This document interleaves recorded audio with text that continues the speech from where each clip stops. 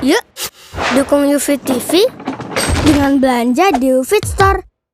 www.ufitstore.com.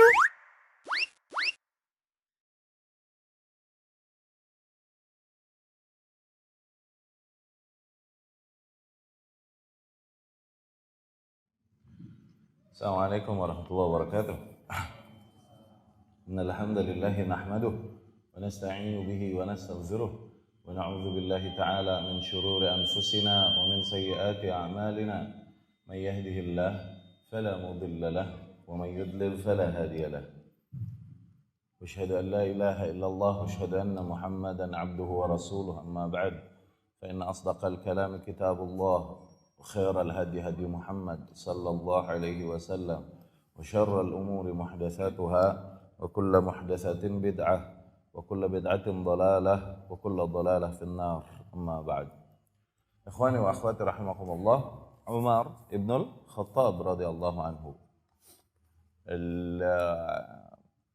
الثالث atau thani khulafa'ur rasyidin, khalifah rasyid yang kedua dan amirul mukminin ummah yang pertama. Amirul mukminin yang pertama, yakni karena awal manusia yang pertama kali disebut dijuluki amirul mukminin bukan adalah di Umar bin Khattab radhiyallahu anhu, bukan pada Abu Bakar Siddiq radhiyallahu anhu. Dan dia adalah khalifah rasyid yang kedua setelah Abu Bakar Siddiq radhiyallahu anhu. Tukanna bi Abi Hafsah, ya, kunyahnya adalah Abu Hafsah. Hafsah adalah ummul mukminin, Hafsah anaknya Umar ibn Khattab, putrinya Umar ibn Khattab radhiyallahu anhu. Banyak kisah yang mengisahkan tentang bagaimana Umar ibn Khattab masuk Islam, namun kebanyakan riwayat yang beredar dhaif. Seperti ketika dia menemukan ukhtuh Fatimah, yakni saudarinya Fatimah, membaca Al-Qur'an dan lain-lain, ini riwayat-riwayat yang lemah terus terang. Kemudian di mana dia mendengar sendiri Al-Qur'an di balik sitar Ka'bah bersembunyi, Al-Qur'an yang dibacakan oleh Rasul sallallahu alaihi wasallam yang sedang salat sama dhaif. Namun yang paling jelas memang menjadi sebab Islamnya Umar radhiyallahu anhu adalah doanya Rasul sallallahu alaihi wasallam, di mana Rasul sallallahu alaihi wasallam mendoakan memang, Allahumma a'izzal Islam bi ahabbir rajulaini ilaik. Ya Allah, kuatkanlah Islam dengan salah satu dari dua orang yang lebih kau cintai, antara Abu Jahal atau Umar ibn Khattab radhiyallahu anhu. Fakana Umar ahabbuhuma ilaih, dan ternyata Umar ibn Khattab lebih dicintai oleh Allah Subhanahu wa taala, hatta sehingga Allah pun memberikan hidayah padanya. Diriwayatkan Ibnu Ishaq rahimahullah, dia berkata haddatsani Nafi', ini maula Ibnu Umar, an Ibnu Umar, dari Abdullah Ibnu Umar, qala, dia berkata, lamma aslama abi, ketika abiku, ayahku masuk Islam, dia berkata, ayyu Quraisyin ansha au anqal lil hadith, siapa di antara kaum Quraisy yang paling ember, yang paling cepat menyebarkan berita, ya kan? Akhirnya mereka berkata, qila lahu Jamil bin Ma'mar al-Jumahi, yang paling cepat menyebarkan berita adalah si Jamil bin Ma'mar al-Jumahi. Qala faghada alaihi faghadawtu attabi'u athara. Akhirnya ayahku pun mencari Jamil bin Ma'mar al-Jumahi, dan aku pun mengikuti ayahku dari belakang. Wa anzuru ma yaf'al wa ana ghulamun aqil ma ra'ait. Dan aku ingin tahu apa yang mau dia lakukan, dan pada saat itu aku udah sadar. Aku masih bocah tapi aku udah tahu apa yang aku lihat, yani udah sadar. Hatta ja'ahu faqala lahu, sehingga ayahku mendatangi Jamil bin Ma'mar ini, kemudian dia berkata kepadanya, a'alimta ya Jamil anni qad aslam, apakah kau tahu ya Jamil bahwa aku telah masuk Islam, wa tabi'tu Muhammad sallallahu alaihi wasallam, dan aku telah mengikuti Muhammad sallallahu alaihi wasallam. Fa wallahi ma raja'ahu, demi Allah, kata Ibnu Umar, demi Allah, Jamil tidak membalas ucapan ayahku sama sekali, yang ada langsung berdiri, wa jarra thawbah, dan langsung dia mengangkat gamisnya, lari buru-buru menghampiri Ka'bah, menghampiri orang-orang yang seringkali berkumpul di sekitar Ka'bah. Jamil pun menghampiri mereka, dan kemudian dia berteriak di tengah kumpulan orang-orang tersebut, ya ma'syara Quraisy, ya ma'syara Quraisy, wahai sekalian bangsa Quraisy. Wa huwa fi andiyatihim, mereka di tempat-tempat duduk mereka di sekitar sana. Ala inna Umar bin al-Khattab qad saba, ketahuilah sesungguhnya Umar bin al-Khattab telah saba. Saba yakni murtad dari agama mereka. Saba yasbu yakni murtad dari agama kaum musyrikin. Ala inna Umar bin Al-Khattab qad saba. Ketahuilah bahwa Umar bin Al-Khattab telah murtad. Umar pun mengikutinya di belakangnya dan langsung berkata, "Kadzdzab, kau berdusta. Walakinni aslam, justru aku masuk Islam." Ya kan? Wa amantu bi Muhammad sallallahu alaihi wasallam, dan aku beriman kepada Muhammad sallallahu alaihi wasallam. Akhirnya tharu ilaihi, akhirnya orang-orang yang berada di sekitar sana pun bangkit dan marah kepada Umar, kemudian memukulinya di tempat. Dhallu yuqatiluna wa yuqatiluhu Umar. Umar pun sendiri melawan, digebukin orang ramai-ramai. Ya.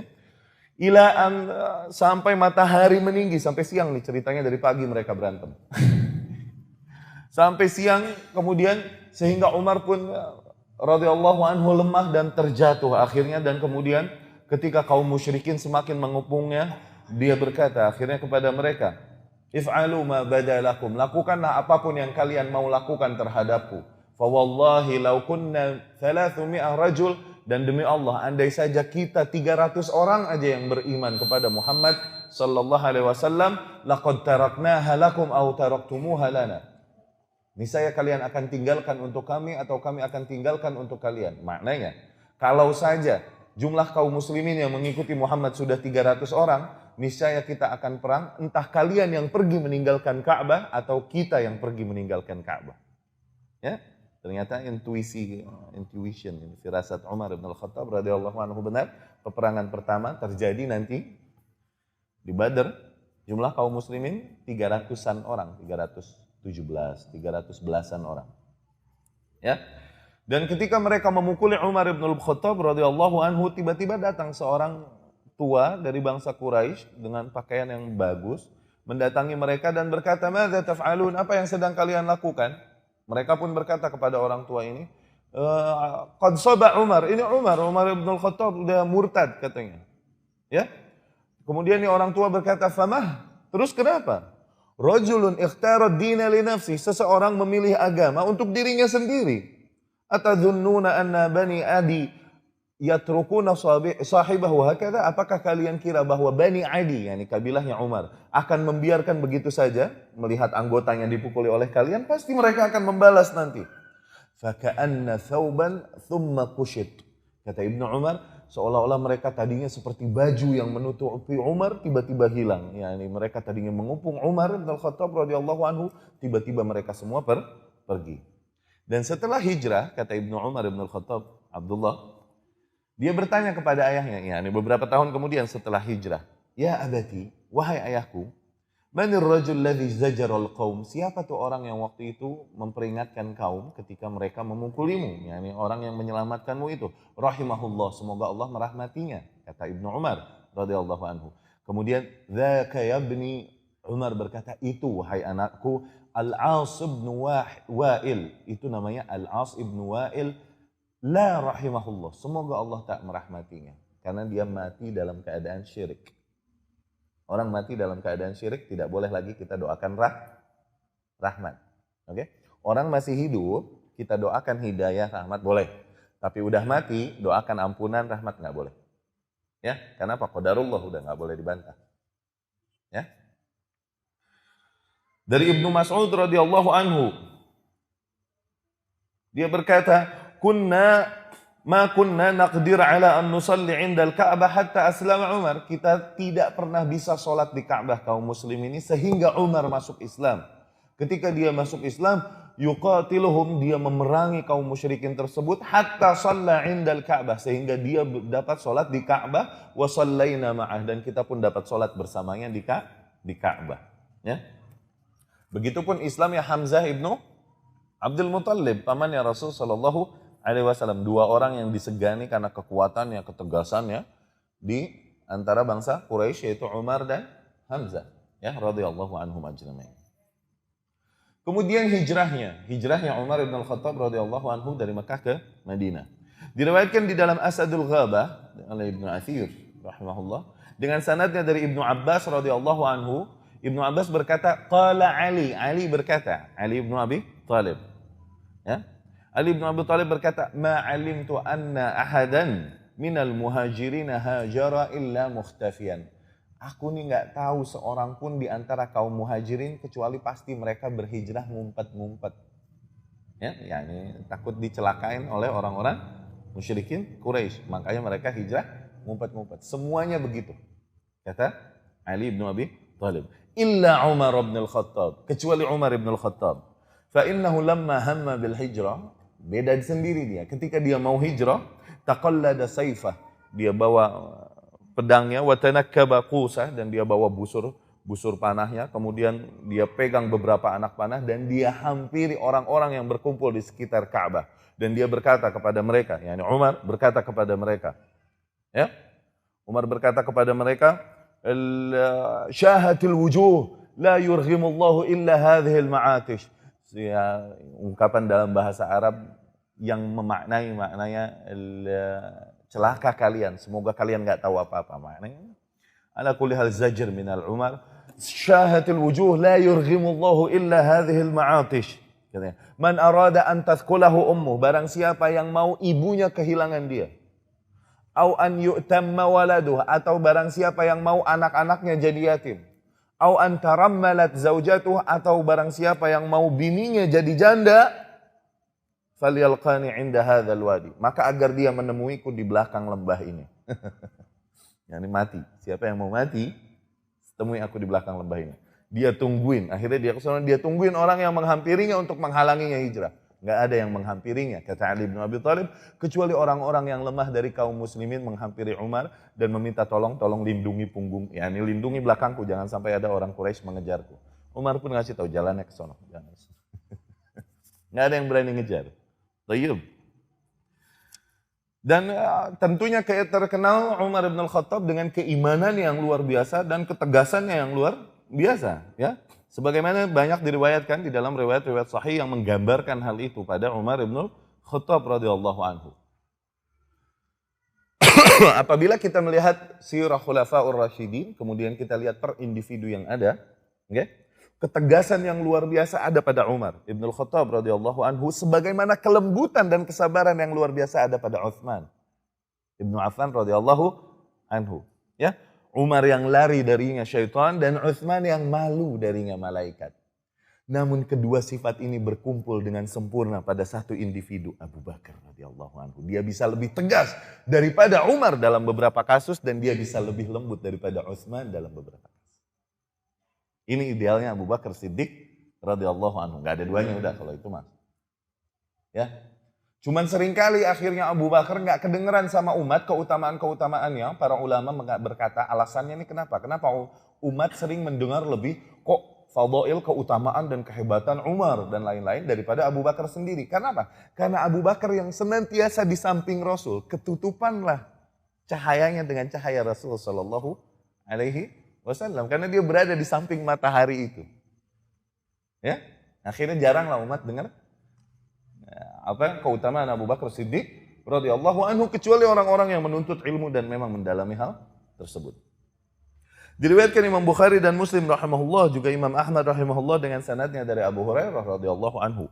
Dia berkata, sami'tu Rasulullah sallallahu alaihi wasallam yaqul, aku mendengar Rasulullah sallallahu alaihi wasallam bersabda, fi majlisin la yujadu fihi Abu Bakar wala Umar, di dalam sebuah majlis yang tidak ada di situ Abu Bakar, tidak ada Umar, yakni la yahduran. Ya. Ini fadail, keutamaan Umar Ibn Al-Khattab radhiyallahu anhu yang seringkali beriringan bersamaan dengan keutamaan Abu Bakar radhiyallahu anhu. Kemudian Rasulullah di dalam majlis itu yang tidak ada padanya Abu Bakar dan Umar, dia sallallahu alaihi wasallam berkata, bainama ra'in yar'a ghanaman lahu, ketika suatu hari seorang penggembala menggembalakan kambing-kambing miliknya, idh ada alaihi dhib, tiba-tiba nongol seekor serigala, faqtatafa syatan, kemudian mencuri seekor serigala, thumma jarabih, kemudian lari, dibawa kabur nih serigalanya. Kemudian gembala ini pun mengejar serigala tersebut, nggak mau melepaskan seekor kambingnya pun dicuri oleh serigala itu. Sehingga pada satu tempat serigala tersebut pun berhenti, thumma altafat, kemudian dia berbalik dan melihat ke penggembala itu, thumma jalasa ala muakhiratih, kemudian serigala tersebut pun duduk di atas, yakni duduk sebagaimana duduk seekor anjing dan serigala. Kemudian thumma yaqul, kemudian dia berkata kepada penggembala itu, faman laha yaumas sab', Lalu siapa bagi kambing-kambing itu nanti? Yaumas Sabu', hari Sabu'. Hari Sabu' adalah hari nanti dekat hari kiamat setelah turunnya Isa alaihissalam ketika berkah kembali ke muka bumi. Berkah, kedamaian, kesuburan dan lain-lain kembali ke muka bumi luar biasa. Sehingga saking damainya muka bumi, tar'adhi'abu ma'al aghnam. Para serigala lah yang menjaga kambing-kambing ketika digembalakan. Sekarang para penggembala menjaga kambing agar tidak diserang serigala. Tapi nanti di hari keadilan, keberkahan itu, para serigala yang menjaga kambing-kambing tersebut. Itu hari Sabu'. Okay? Serigala ini bilang, terus siapa nanti di hari Sabu' yang menjaganya? Ya, yang menjaga kambing-kambing ini. Maknanya adalah aku gini-gini sekarang makan mencuri serigala. Ya. Tapi nanti di hari akhir, aku yang menggembalanya. Sekarang aku masih mencuri, ini rezekiku, udah jangan dikejar. Maknanya begitu. Oke? Para sahabat berkata, Subhanallah, dhib yatakallam. Subhanallah, serigala ngomong ya Rasul. Serigala nyarios. Kata Rasul SAW, Naam, inni uminu bihi ana wa Abu Bakar wa Umar. Ya, sungguh aku beriman kepadanya. Begitupun Abu Bakar dan Umar. Abu Bakar dan Umar gak ada di situ. Namun Rasul yakin kalau dibilangin mereka berdua sih pasti beriman padaku, percaya. Betapa Rasul yakin akan keimanan mereka? Ini dua orang berdua. Kemudian bainama rajulun, ketika suatu hari seorang yasuqu baqarah lahu, dia mengendarai baqarah, yakni seekor sapi miliknya, wa qad hammala 'alaiha, dan dia bawakan beban-beban yang banyak di atas sapi tersebut. Idzil tafatatil baqarah, taunya sapi tersebut nengok kepada nih orang dan berkata, yaqul, dia ngomong, ma khuliqtu li hadza, innama khuliqtu lil harth. Sungguh aku tidak diciptakan untuk hal ini, untuk bawa beban. Sesungguhnya aku diciptakan untuk menggarap ladang.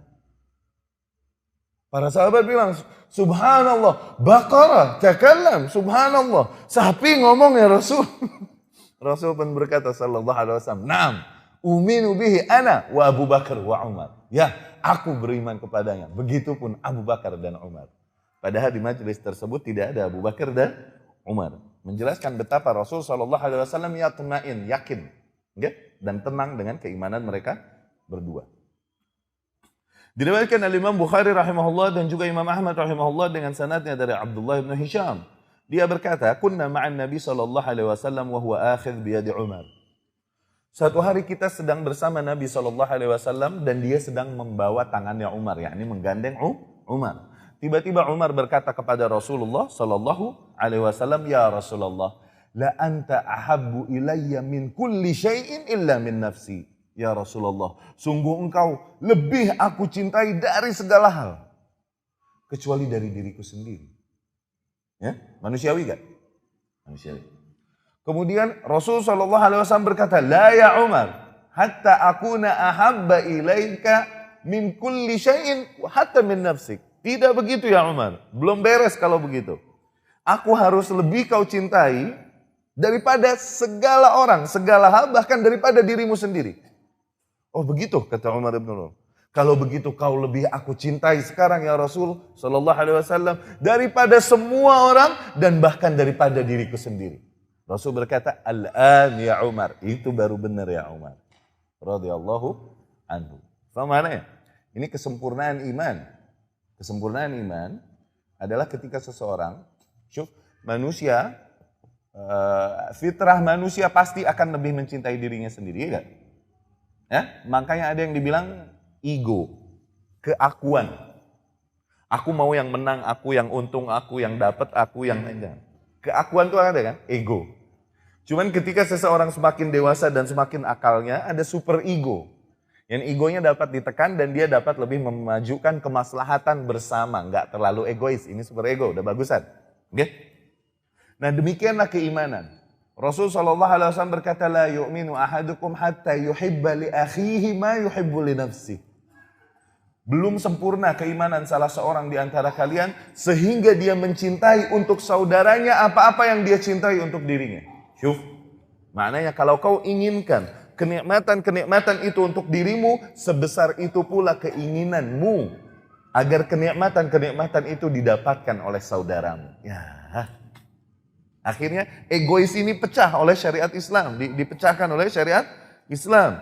Yani kalau aku mau tertutup aib-aibku, sebesar itu juga aku mau aib-aib saudaraku tertutup. Aku nahan lidah. Kalau aku tak mau dizolimi, sebesar itu juga aku tak mau saudaraku dizolimi. Maka dari situ aku menahan diriku dari menzolimi orang. Ya? Tapi ada yang lagi lebih sempurna lagi, tingkatnya lebih tinggi lagi. Rasulullah Sallallahu Alaihi Wasallam bersabda, la yu'minu ahadukum hatta akuna. Tidaklah salah seorang di antara kalian beriman dengan sempurna sehingga aku lebih dia cintai daripada semua orang. Ya, daripada siapa? Daripada dirinya, daripada anaknya, daripada ayahnya, daripada semua orang. Ini baru kesempurnaan iman. Ketika seseorang mengedepankan dan selalu memprioritaskan Rasulullah Sallallahu Alaihi Wasallam bahkan daripada dirinya sendiri. Demikian yang dituntut Allah. Di sini seseorang dituntut al-hub al-ikhtiyari. Cinta yang sifatnya ikhtiar. Al-hub al-fitri, cinta yang sifatnya fitrah kita, memang kita mencintai diri kita sendiri, gitu. Tapi dituntut dari kita agar kita berusaha menekan cinta itu dan mengedepankan kecintaan kita kepada Rasulullah Sallallahu Alaihi Wasallam. Ini al-hub al-ikhtiyari. Ya. Allah Subhanahu wa taala berfirman, "An-nabiyyu aula bil mu'minina min anfusihim wa azwajuhu ummahatuhum." Nabi sallallahu alaihi wasallam lebih utama bagi orang-orang mukmin daripada dirinya sendiri, dan istri-istrinya adalah ibu-ibu mereka, ibu-ibu kaum mukminin. Baik. Betapa Umar bin Khattab radhiyallahu anhu langsung dia mengikuti anjuran Rasul sallallahu alaihi wasallam, arahan Rasul sallallahu alaihi wasallam untuk menyempurnakan keimanannya. Belum sempurna keimananmu ya Umar sehingga aku lebih kau cintai daripada dirimu sendiri bahkan. Barulah langsung Umar merubah hal tersebut, merubah pernyataannya, ya. Diriwayatkan oleh Imam Ahmad rahimahullah, juga Imam Turmudi rahimahullah dan Hakim An-Naisaburi rahimahullah dengan sanadnya dari Uqbah Ibnu Amir radhiyallahu anhu. Sami'tu, aku mendengar Rasulullah sallallahu alaihi wasallam bersabda, "Lau kana ba'di nabi, andai saja sepeninggalku ada nabi, ada lagi nabi, lakana Umar, niscaya Umar lah orangnya." Radhiyallahu anhu, alladzi farra minhu syayatin, yang dimana para syaitan kabur dari dia. Ya, ini betapa penegasan keimanan Umar radhiyallahu anhu. Namun terlepas dari ketegasannya dan keimanannya yang luar biasa, Umar radhiyallahu anhu betapa sadar dia kewajibannya sebagai seorang mukmin untuk menuntut ilmu, dan betapa dia rakus dalam menuntut ilmu. Serakah, semangat dalam menuntut ilmu, boleh nggak? Lah bagus, bukan boleh, kudu, harus. Ya, hirsu fit talab. Diriwayatkan Imam Bukhari dan Muslim rahimahumullah dengan Imam Turmudi rahimahullah, ya, bahwasanya Rasul sallallahu alaihi wasallam bersabda, menggambarkan baina ana naim idz ra'aituni, suatu hari ketika aku tidur, tiba-tiba aku melihat diriku sendiri, syaribtu, aku melihat aku minum, yakni al-laban, aku minum susu. Ya. Sehingga aku lihat kemudian tetesan-tetesan susu tersebut keluar dari ujung-ujung jariku. Tsumma nawaltuhu Umar, kemudian aku berikan tetesan-tetesan ini kepada Umar bin Khattab. Umar pun meminumnya. Para sahabat bertanya, "Fama awwaltahu ya Rasulullah?" Bagaimana kau takwilkan mimpi itu ya Rasulullah? Maksudnya apa? Rasul berkata, "Al-ilm, ilmu." Ya? Ilmu. Betapa Rasulullah sallallahu alaihi wasallam menegaskan bahwa Umar bin Khattab radhiyallahu anhu memiliki kelebihan ilmu dibandingkan dengan sahabat-sahabat yang lain. Dikarenakan apa? Dikarenakan nanti di hadis-hadis lain dijelaskan betapa Umar mulhamun. Dia banyak mendapat ilham langsung dari Allah Subhanahu wa taala. Ya. Diriwayatkan Imam Bukhari dan Muslim rahimahullah dengan sanadnya dari Umar bin Khattab radhiyallahu anhu, dia menceritakan tentang proses belajarnya. Kuntu ana wajarun li, aku dengan seorang tetanggaku dulu, minal ansor, dari golongan ansor, min Bani Umayyah bin Zaid, dari golongan Bani Umayyah bin Zaid. Kunna natanawab an-nuzul. Kita biasa bergantian menunggu turun, yakni menunggu giliran. Ya. Jadi yanzilu yauman, dia turun sehari ya, ngaji sama Nabi SAW, mendengarkan apapun yang disampaikan Nabi SAW. Aku bekerja mencari nafkah. Oke. Keesokan harinya, di malam harinya aku hampiri dia, aku ambil darinya apa aja, Rasul bilang apa aja. Dicatat. Baik. Kemudian keesokan harinya aku yang turun kepada Nabi SAW, dia mencari nafkah untuk keluarganya. Terus ganti-gantian demikian. Dan menggambarkan betapa semangatnya Umar bin Khattab menuntut ilmu. Setelah seluruh rekomendasi Rasul SAW kepadanya. Dia yang imannya demikian, dia yang, tapi dia sadar kewajibannya sebagai apa? Sebagai mukmin yang berislam dan perlu menuntut ilmu untuk lebih mengenal Allah dan Rasulnya SAW dan mengenal agamanya. Ya. Kemudian juga diriwayatkan al-Imam Az-Zahabi rahimahullah dengan sanadnya dari Ibnu Umar radhiyallahu anhu. Ibnu Umar mengisahkan ta'allama Umarul Baqarah fi 12 sanah. Umar bin Khattab mempelajari surat Al-Baqarah dalam 12 tahun. 12 tahun. Falamma khatamaha, ketika dia menyelesaikannya, zahaba jazuran, dia menyembelih onta. Ya, ini bentuk syukurnya kepada Allah. Lihat, para sahabat kibar dulu, lam yaku, mereka bukan para hafadhah, bukan para penghafal Quran. Karena terus terang, fungsi Quran intinya bukan diapalin, tapi ditadaburkan. Ini sebenarnya. Afala yatadabbaruna al-Quran? Walau kana min indi ghairillahi lawajadu fihi ikhtilafan katsira. Fungsi Quran itu liyatadabbaru, untuk ditadaburkan, diselami maknanya, bukan dihafalkan teksnya sebenarnya. Intinya tuh itu. Okay? Dan para sahabat besar, kibar terutama, mereka menceritakan ma kunna natajawazu an asyra ayatin hatta na'lama fiha minal ilmi wal amal. Kita nggak mau melebihi 10 ayat. Yang ini ngapalin 10 ayat. Kemudian dia pelajari semua ilmu dan amal yang ada terdapat terkandung di dalam 10 ayat tersebut. Mereka nggak mau melebihi 10 ayat ini sehingga beres seluruh ilmu dan amal yang terdapat di dalam 10 ayat itu. Ini para sahabat. Fata'allamnal ilma wal, maka dari situ kita langsung mempelajari ilmunya dan juga amalnya. Jadi konsentrasi mereka bukan pada ngabisin, ngapalin teks-teks yang ada, tapi menghafalkan. Katakan kalaupun sedikit, namun mereka dapat memetik buah-buah ilmu dari situ sehingga dapat mereka terapkan di dalam kehidupan. Demikian sebenarnya fungsi Al-Quran. Kalaupun di zaman kemudian, terutama mulai pada para sigharus sahabat, sahabat-sahabat kecil, mereka memulai menuntut ilmu dengan menghafal Al-Quran dulu sebagai teksnya. Betul, boleh, bagus. Itunya bagus. Penghafal Quran bagus. Jangan pernyataan demikian kemudian membuat seseorang bilang, kalau gitu aneh gak mau ngapal Quran. Loh, jangan, ngapal, gak apa-apa. Cuman ketahuilah bahwa poin intinya bukan di ngapal. Tayyib. Tapi kalaupun sedikit yang kau hafal, namun petik yang ada di dalam ayat-ayat tersebut dari buah-buah hikmah yang ada sehingga kau dapat terapkan dan kau sampaikan kepada istri dan anakmu. Ya. Jadi lihat, Al-Baqarah yang cuma 2,5 juz, yang sekarang anak-anak sekarang bisa menghafalnya dalam 1-2 bulan, 2,5 juz kalau misalnya konsentrasi. Bahkan ada beberapa yang dapat menghafalnya dalam 2 minggu, mungkin insya Allah. Umar mempelajarinya dan menghafalnya selama 12 tahun. Ibnu Khattab radhiyallahu anhu. Karena apa? Karena bukan cuma teks buat mereka hal itu. Lebih dari hal itu. Ya, bahkan saking bersyukurnya, baru kelar Al-Baqarah, dia udah menyembelih onta. Ya, saking bersyukurnya kepada Allah Subhanahu wa Ta'ala.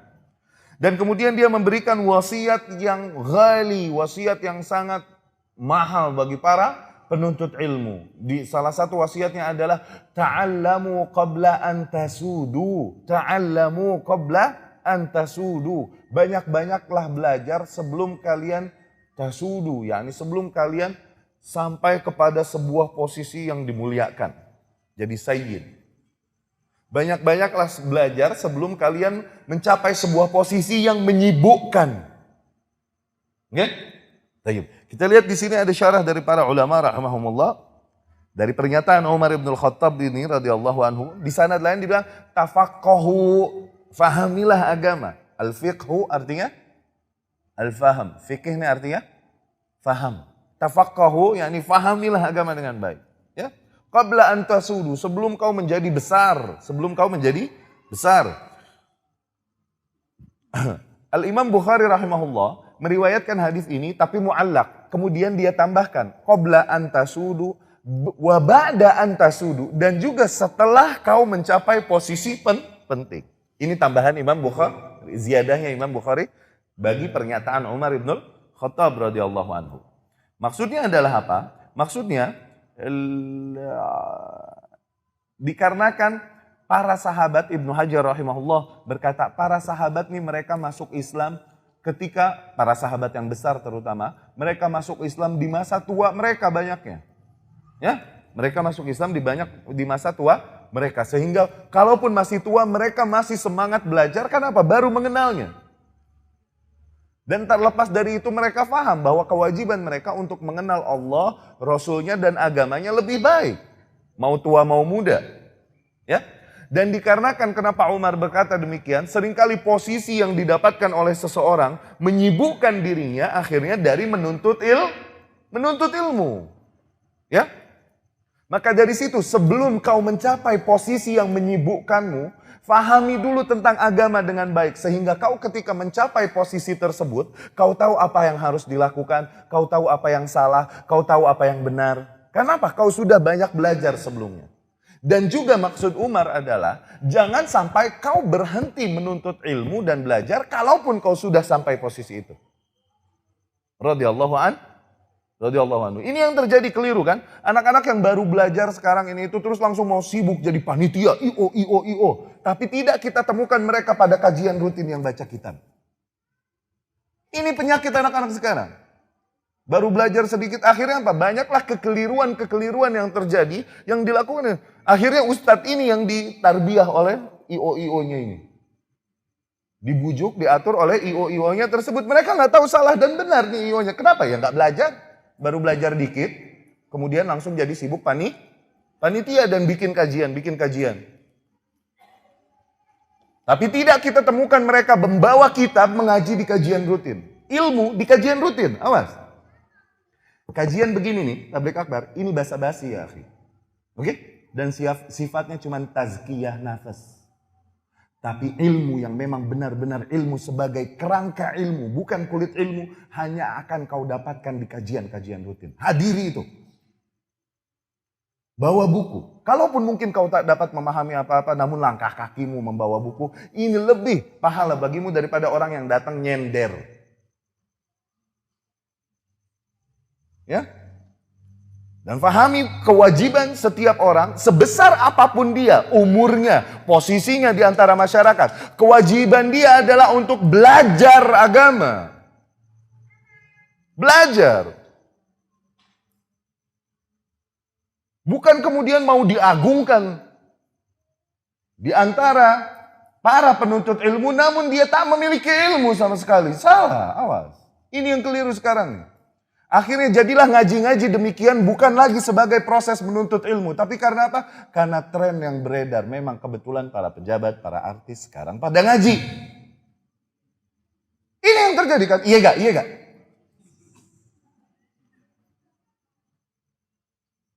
Jadi tren, akhirnya ngaji ini jadi tren. Bukan lagi menuntut ilmu.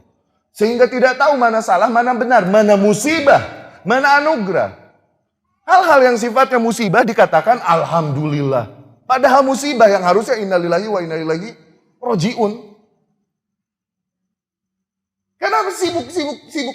Disibukkan oleh hal-hal lain yang bukan menuntut ilmu. Yaitu apa? Mengadakan kajian. Atau melakukan kegiatan atau pergerakan menghadapi kelompok sesat. Menghadapi Syiah ini itu. Ya Allah, Ustaz Syiah bagaimana? Ditanya tauhid rububiyah dia nggak tahu. Pelajari dulu tentang apa yang wajib kau ketahui dan wajib kau amalkan. Aliran sesat banyak dan akan selalu ada. Jangan kau habiskan waktumu terprovokasi oleh media-media yang ada Sehingga kau mengalihkan perhatianmu ke arah itu. Jangan. Perhatianmu tetap di jalan ini. Jangan menyimpang dengan itu. Ini yang sekarang terjadi, bertambahnya jumlah orang-orang yang katanya ngaji salaf, tapi menurunnya kesadaran dan menurunnya kualitas ilmu pada mereka. Udah hukum alam. Kullu syai'in idza kathura rahus. Segala hal kalau tambah banyak, harganya tambah murah. Kualitasnya tambah turun. Mesti. Itu sunnatullah. Sehingga akhirnya anak-anak sekarang tidaklah mengenal salaf kecuali jenggot, ngatung, oh salaf. Ntar dulu, teroris tuh jenggot ngatung bro.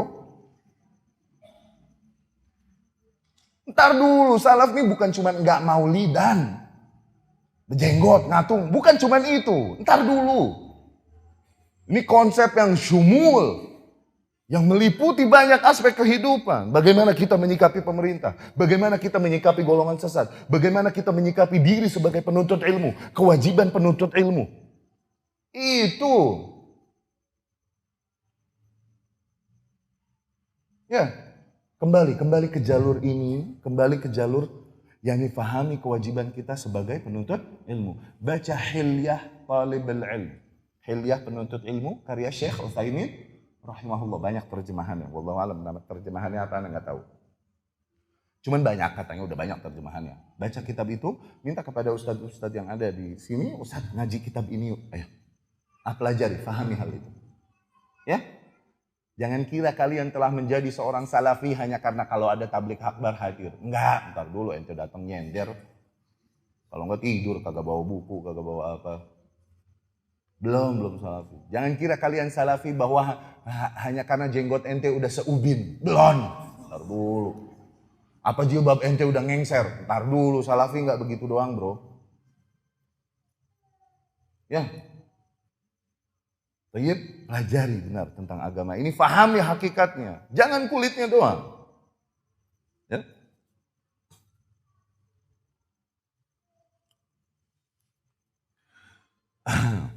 Demikian wasiat Umar radhiyallahu anhu yang mahal bagi para penuntut ilmu. Tafaqahu qabla an tasudu. Tuntutlah ilmu, fahami dengan dalam sebelum kalian sampai sebuah posisi yang dimuliakan. Kenapa? Posisi itu, kesibukan itu nanti akan menyibukkan kalian dari menuntut ilmu. Okay? Dan kemudian di posisi itu akhirnya banyak kau akan melakukan kesalahan-kesalahan pada kuasamu dikarenakan kau tak menyibukkan diri dengan menuntut ilmu sebelum sampai ke posisi itu. Akhirnya posisi itu menjadi kecelakaan bagimu, bukannya keberkahan bagimu. Tafaqahu qabla an tasudu. Ya. Ibnu Mas'ud rahimahullah menggambarkan betapa Umar faqih, benar-benar sangat memahami Islam dengan baik di antara para sahabat-sahabat yang lain. Ibnu Mas'ud berkata rahimahullah radhiyallahu anhu, "Ma adhunnu ahla baiti Muslim lam yadkhul alaihim hazan yauma usiba Umar." Aku tidaklah menyangka mungkin ada sebuah keluarga muslim yang tidak sedih ketika Umar dibunuh. Ya? Illa ahla baiti su, kecuali pasti keluarga tersebut adalah keluarga yang buruk. Kalau emang dia muslim benar yang baik, maka mereka akan sedih ketika Umar ibnul Khattab terbunuh. Dikarenakan apa? Inna Umar kana a'lamana billah. Dikarenakan Umar adalah salah seorang di antara kita yang paling mengerti tentang Allah Subhanahu wa taala. Ya? Wa aqra'ana li kitabillah, dan orang yang paling rajin membaca kitabullah, yakni membaca Al-Qur'anul Karim. Wa afqahana fi dinillah, yang paling faham pula agama Allah di antara kita. Umar bin Khattab radhiyallahu anhu. Kemudian dikarenakan kelebihannya juga Allah Subhanahu wa taala memberikan banyak ilham padanya dalam bentuk firasat. Itu tadi yang kita bilang intuition.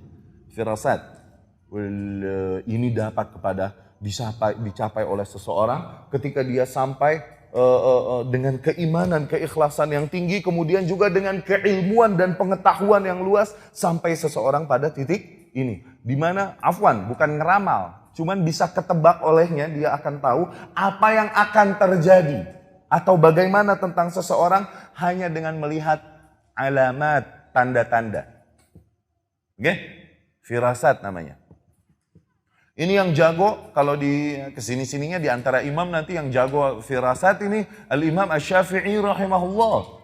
Dan ustadznya Imam Syafi'i, Muhammad bin Hasan Asy-Syaibani rahimahullah, dia ini murid Abu Hanifah, muridnya Imam Hanafi.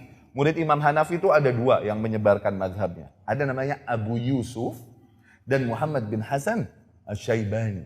Dicatat, itu poin. Jangan bengong. Murid Imam Hanafi yang besar dan menyebarkan mazhabnya ada dua. Abu Yusuf dan Muhammad bin Hasan Asy-Syaibani. Muhammad bin Hasan Asy-Syaibani di Kufah. Imam Syafi'i berguru kepadanya karena nggak ketemu sama Imam Hanafinya. Ya. Dan dua-duanya jago ilmu firasat. Disebutkan suatu hari ketika Muhammad bin Hasan Asy-Syaibani lagi duduk-duduk di Masjid Kufah rahimahullah, dia melihat seorang asing yang datang. Dia lihat nih orang asing. Dia perhatikan, kemudian dia panggil Imam Syafi'i, ya Muhammad. Memanggil Imam Syafi'i, yakni Muhammad bin Idris. Ya Muhammad, ta'ala natafarras fi hadzal rajul. Ayo kita ngadu ilmu firasat tentang nih orang asing. Tayyib. Imam Syafi'i memperhatikan orang asing itu. Huwa najjar, dia tukang kayu, kata Imam Syafi'i. Kata Imam Muhammad bin Hasan, huwa khayyat, dia tukang jahit, dia tailor. Oh begitu ya? Udah ya? Oke, kita panggil. Sini. Dipanggil orang basa-basi, ahlan, bekhair. Iya, dari mana? Iya, siapa namanya? Oh gitu. Baru sekarang sekali ke sini. Iya, tayyib. Anda pengen nanya, ente kerja apa? Kerjaan ente apa? Ini orang berkata, aku dulunya tukang kayu, kemudian aku sekarang jadi tukang jahit. Ajib. Dan banyak kasus ini terjadi pada Imam Syafi'i rahimahullah. Ya, suatu hari dia mau ke Yaman dari Mekah. Imam Syafi'i tinggal di Mekah. Sebelum di Mesir, mazhab qadimnya itu masih di Mekah. Akhirnya menghabiskan dan berdakwah menyebarkan mazhab dan meninggalnya di Kairo, di Mesir. Dia pergi dari Mekah mau ke Yaman nyari hadis, biasa berdasar dengan seorang bujang punya, ya ini macam budak lah. Naik kendaraan, pas udah mau malam di tengah jalan dia bilang cari tempat nginep deh, numpang nginep sama orang. Akhirnya dia menemukan sebuah rumah dan menghampiri tuan rumahnya, kemudian minta izin nginep. Nah ini tuan rumahnya memiliki sifat-sifat yang dimana sifat ini akhbath awsafir rajul, seburuk-buruknya sifat seseorang dengan ciri-ciri fisik seperti ini. Ini orang kalau ciri fisiknya begini buruk nih orang sifatnya. Oke? Sebenarnya disebutkan sih ciri-ciri fisiknya apa. Cuma nanti kalau Ana sebutkan terus ente tangkap terus mulai belajar deh suuzon yang ada. Ana gak usah sebutkan lah ciri-ciri fisiknya. Pokoknya nih orang begini. Tayyib. Ntar ente coba-coba lagi. Tapi ini orang wallahi baik luar biasa. Ahlan, disambut, dilayanin, disiapin ranjang, dikasih makan, dimandiin ontaknya. Bahkan nih budaknya dilayani dengan baik, apa dikasih parfum, apa ini itu, luar biasa. Akhirnya kuntu ataqallabu yaminan wa shimalan ma ja'ani naum. Aku bolak-balik mulu kanan kiri, nggak bisa tidur. Ala kulli hal, dilayani dengan baik dan mulia luar biasa. Akhirnya kata Imam Syafi'i, rahimahullah, kuntu ataqallabu yaminan wa shimalan ma ja'ani naum. Ana bolak-balik kanan kiri gelisah di ranjang, nggak bisa tidur. Nggak bisa tidur. Kenapa? Kok bisa ilmu firasat yang selama ini aku yakini salah nih orang kok baik luar biasa. Bangsa Arab punya kemuliaan, kelebihan, mereka berlomba-lomba dalam menghormati tamu. Nggak? Dalam menghormati tamu mereka buat mereka aib ketika tidak demikian. Ini orang kok baik bener, harusnya dia jahat, busuk ini itu. Nggak bisa tidur dia. Sampai akhirnya datang pagi hari. Datang pagi hari dia bilang sama bujangnya, sama budaknya, ayo kita siap-siap pergi, siapkan kendaraan. Oke.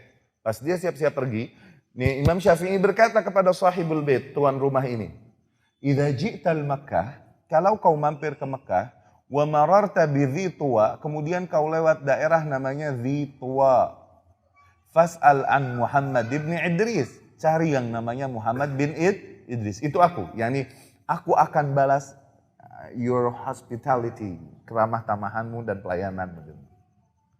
Kemudian orang berkata, "Anta ta'rifuni, apakah sebelumnya kau mengenalku?"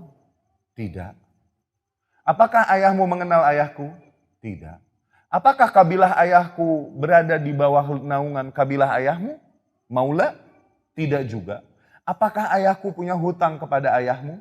Tidak juga, kata Imam Syafi'i. Lalu kenapa kau mau pergi langsung sebelum kau bayar semua yang harus kau bayar? Ya, ajib. Imam Syafi'i pun ketawa dan bahagia tuh ya, ternyata ilmu aneh yang benar. Iya, berapa ya? Dirhamani lihada, dirhamani lihada, dirhamani lihada. 2 dirham ini, 2 dirham ono, 2 dirham. Potong, bayar, bocah bayar. Dibayar akhirnya, terus udah dibayar nih orang berkata kepada Imam Syafi'i. Idhab anta asyarru ahlil ard. Pergi kau seburuk-buruknya manusia di muka bumi. Imam Syafi'i digituin. Dia pergi sambil tertawa-tawa karena bahagia. Ternyata ilmu aneh yang benar. Itu firasat, awas. Ya, tapi gak usah sok-sokan mau nyoba. Nanti sih masih bahlul. Belum sampai situ ilmunya. Ya. Nah, Umar bin Khattab radhiyallahu anhu karena keimanannya yang tinggi, kedekatannya kepada Allah dan keilmuannya yang luas memiliki hal ini. Memiliki kelebihan hal ini. Diriwayatkan oleh Al-Imam Al-Irsyad ini TK apa masjid? Diatur anak-anaknya. Al-Imam Bukhari dan Muslim rahimahumullah meriwayatkan dari Abu Hurairah radhiyallahu anhu dari Nabi sallallahu alaihi wasallam. Nabi berkata, "Laqad kana fi man kana qablakum muhaddatsun mulhamun min ghairi an yakunu anbiya."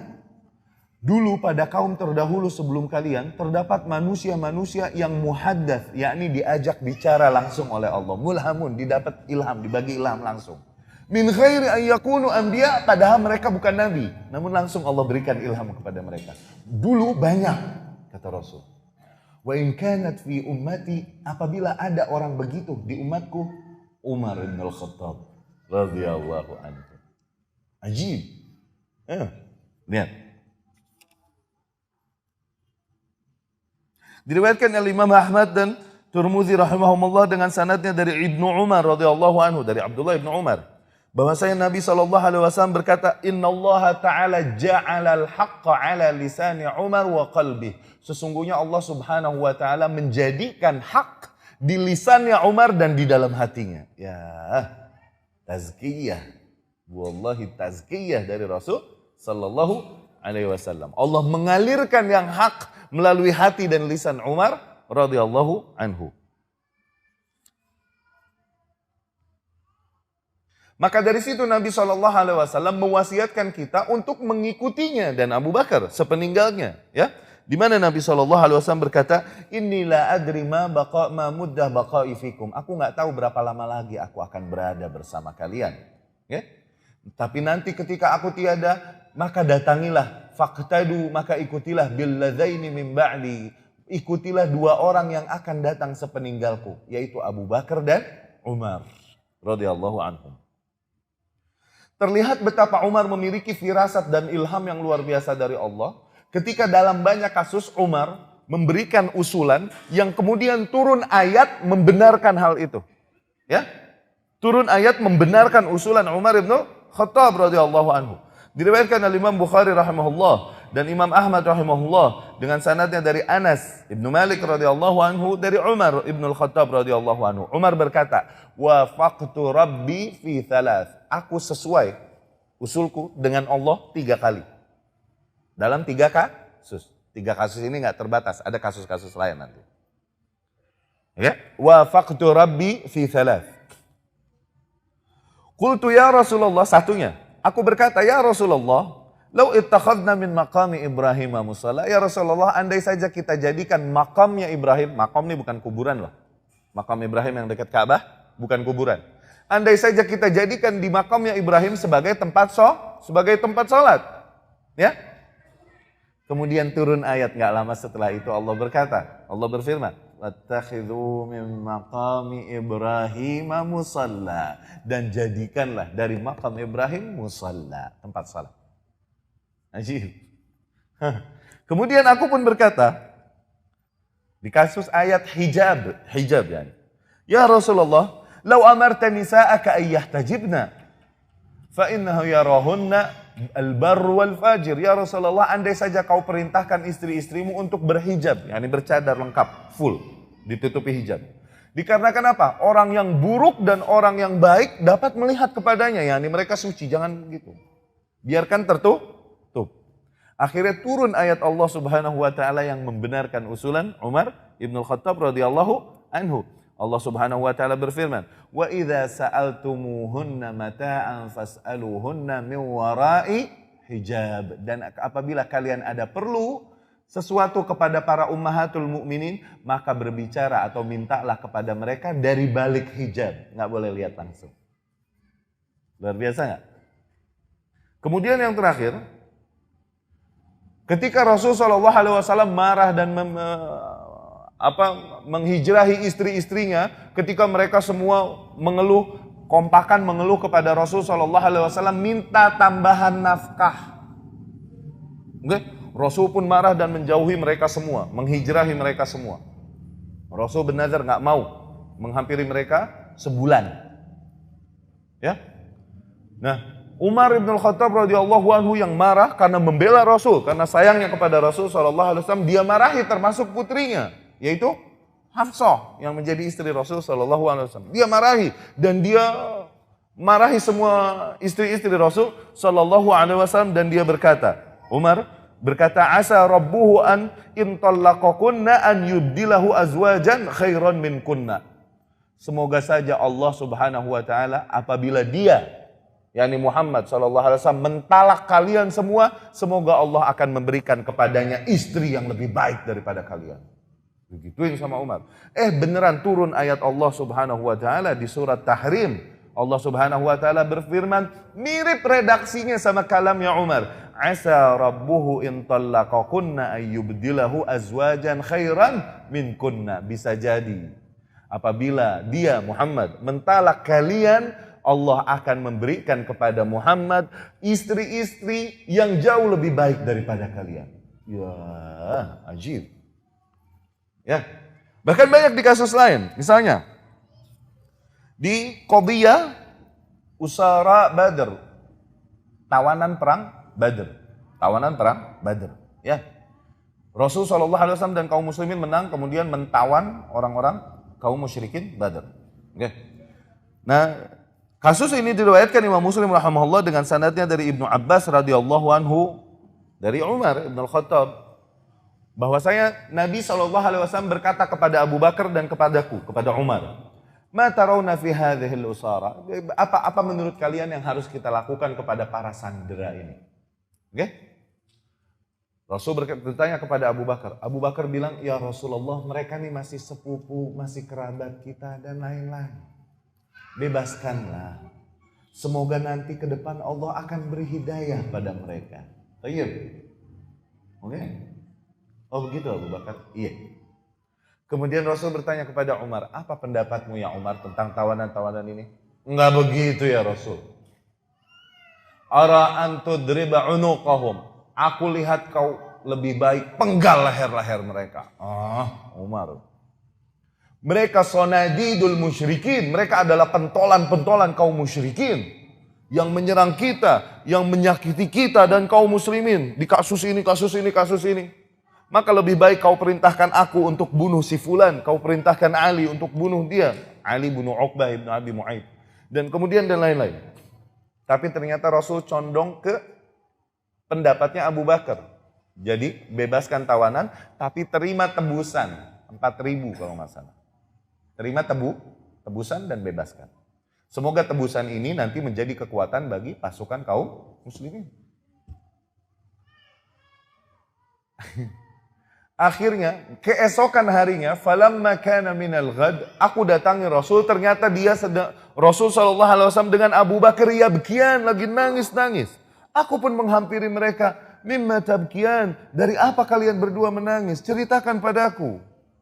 In wajadtu bukaan fa'abki ma'akuma, sehingga ketika aku pun ikut sedih, aku akan menangis bersama kalian. Wa in lam ajid, dan kalau aku nggak bisa menangis, tabaka itu aku akan paksakan untuk menangis supaya aku menangis bersama kalian. Ya, cinta. Ini baru love. Oke? Ini baru cinta.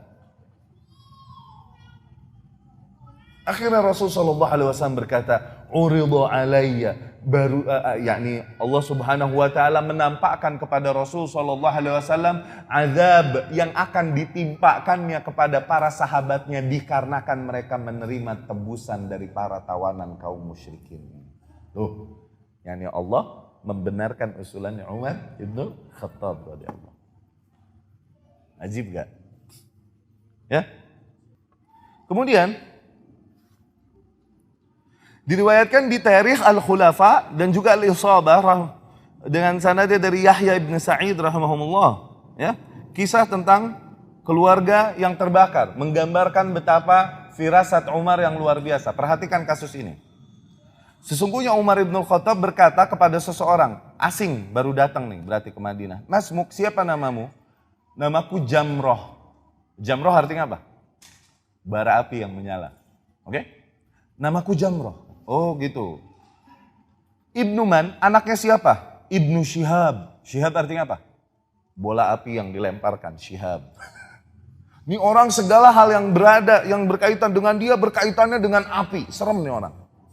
Masmuk, siapa namamu? Jamroh. Anaknya siapa? Anaknya Syihab. Serem gak? Ya. Mimman, dari daerah mana? Minal Hirqah. Hirqah artinya apa? Hirqah nama daerah, tapi artinya kebakar. Summa mimman, kemudian dari kabilah mana? Min Bani Diram, dari Bani Diram. Diram itu api yang besar yang menyala-nyala, itu Diram. Oke? Aina maskanuk, di mana tempat tinggalmu?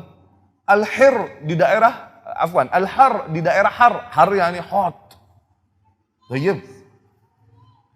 Bi ayatiha, di mananya di Har? Bidzat taladza. Dzat taladza yani api yang menjilat-jilat. Nara taladza. Oke. Segala hal tentangnya orang urusannya sama api. Akhirnya Umar berkata, adrik ahlak faqad ihtaraku. Ente pulang ke rumah sekarang, keluarga ente udah kebakaran habis.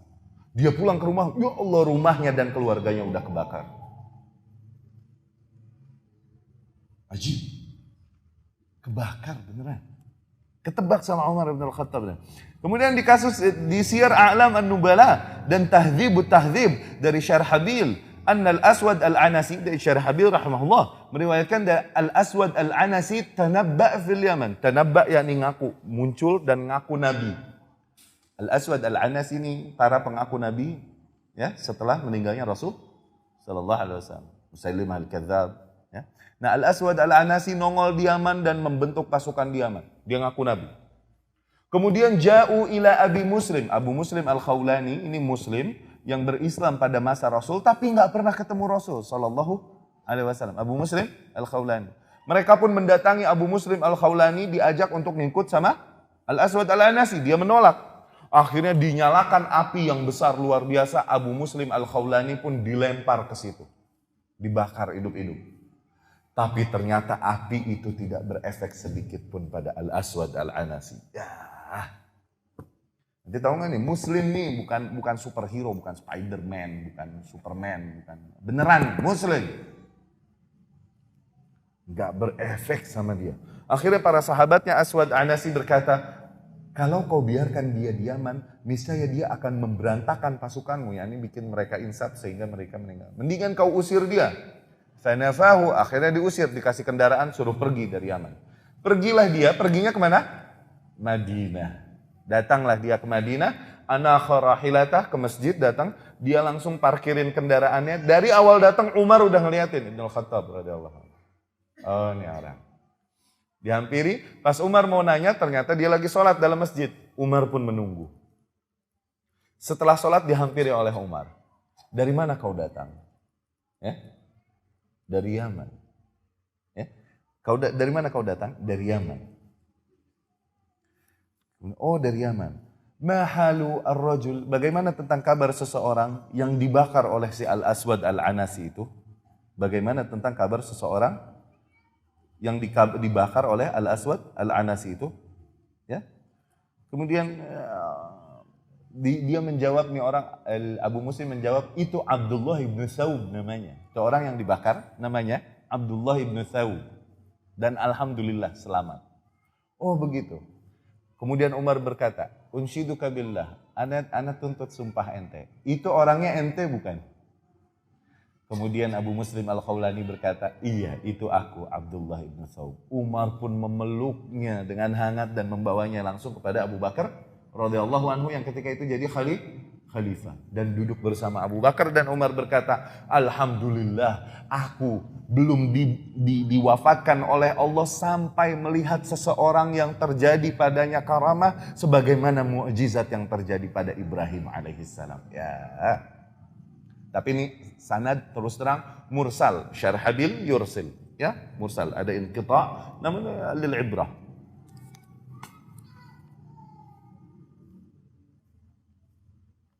Kemudian haibatu wa quwwah syakhsiyati, dia memiliki wibawa yang sangat kuat dan kekuatan individu sehingga membuat takut golongan manusia dan jin. Golongan manusia dan jin yang ada di sini. Abu Bakar nih kalau lewat anak-anak lari menghampiri dia. Oke? Bapak-bapak ibu-ibu lari. Tapi Umar lewat sepi jalanan. Oke? Ibnu Abbas masih kecil waktu itu radhiyallahu anhu. Yang lain pas Umar lewat pada lari semua kabur. Ibnu Abbas doang enggak? Abdullah ibnu Abbas. Dihampiri oleh Umar. Siapa kau? Aku Abdullah ibnu Abbas. Oh. Kenapa kau tidak lari seperti kawan-kawanmu yang lari? Ya? Kata Abdullah ibnu Abbas, aku tidak memiliki dosa sehingga aku harus lari. Ya, Umar tahu tentang kejeniusannya anak, akhirnya menjadi asuhannya Umar ibn Khattab sehingga sering kali dibawa ke majelis ahli Badr. Karena apa? Ilmunya Abdullah ibn Abbas. Kemudian, hal ini banyak diriwayatkan di dalam riwayat yang sahih menggambarkan betapa haibahnya, yakni si makna, aja kurang Sunda mah. Apa bahasa kita ini? Haibah, karisma, ya, merek mobil, apa motor? Motor. Karismanya yang luar biasa sehingga bikin segan semua makhluk yang ada, bahkan manusia dan jin. Diriwayatkan oleh Imam Tirmidzi rahimahullah dengan sanadnya dari Aisyah radhiyallahu anha ummul mukminin dari Nabi sallallahu alaihi wasallam. Nabi sallallahu alaihi wasallam berkata, "Inni la anzuru ila syayatinil jinni wal insi farru min Umar." Sesungguhnya aku seringkali melihat syaitan-syaitan dari golongan jin dan manusia kabur ketika ada Umar. Ya. Kemudian dari Abu Ya'la rahimahullah dengan sanadnya dari Ummul Mukminin Aisyah radhiyallahu anha, qalat, dia berkata, "Ataitu Nabiyya sallallahu alaihi wasallam bi khazirah qad tanakhtuha lahu." Aku mendatangi Nabi sallallahu alaihi wasallam dengan khazira, yakni kue macam kue Arab yang colek makanan. Yang aku telah buat, aku telah panaskan untuk Rasul sallallahu alaihi wasallam, dan di situ ada Saudah Ummul Mukminin. Saudah dengan Ummul Mukminin Aisyah ini dekat. Ya, Saudah memberikan jatahnya bahkan kepada Ummul Mukminin Aisyah radhiyallahu anha. Kemudian Ummul Mukminin Aisyah berkata kepada Saudah, "Kuli, makan tuh kue." Fa'abat, dia nggak mau makan. Kuli, makan. Fa'abat, dia nggak mau makan. Kuli au la'altakhanna wajhak. Makan atau aku templokin ke mukamu, kata Aisyah. Fa'abat, dia masih nggak mau makan. Thumma, aku mengambil sebagian kue tersebut, thumma tallaituha fi wajhiha, aku tepok di mukanya. Rasul melihat hal itu pun tertawa. Kemudian Rasul pun sallallahu alaihi wasallam mengambil kuenya, balas Aisyah. Kisos ya nih, minta balas. Atau di sana lain berkata Rasul pegangin tangan Aisyah dan berkata balas, cepetan. Akhirnya diambil oleh Saudah, tepok ke muka Aisyah radhiyallahu anha ajma'in. Lihat, ini terjadi bahkan di rumah Rasul sallallahu alaihi wasallam. Akhirnya mereka berdua pun bertiga pun ketawa tawa. Di balik tembok di luar rumah kedengeran suara Umar manggil anaknya, "Ya Abdullah, ya Abdullah." Manggil anak Umar. Oh, ini Umar mau mampir ke rumah ini nih. Rasul langsung berkata, "Kuma waghsila wajhak." Ada Umar. Berdiri cepetan, bersihin muka kalian berdua. Ada Umar mau datang. Kata Aisyah, "Fala zala nahabu Umar li haibati Rasulillah sallallahu alaihi wasallam minhu." Masih kita segen dan takut kepada Umar karena segennya Rasul sallallahu alaihi wasallam kepadanya. Sampai begitu Umar. Kemudian diriwayatkan oleh Imam Muslim rahimahullah dan juga Imam Ahmad rahimahullah dengan sanadnya dari Ikrimah. Ikrimah siapa? Anaknya? Sepupu Rasul. Abu Jahal, barakallahu fiik. Baca komik aja, nggak usah baca sirah. Dari Ikrimah radhiyallahu anhu, bahwasanya hijamah, tukang bekam. Oke, dia lagi ngebekam sambil cerita tentang, Umar galak, Umar serem, Umar lagi cerita begitu.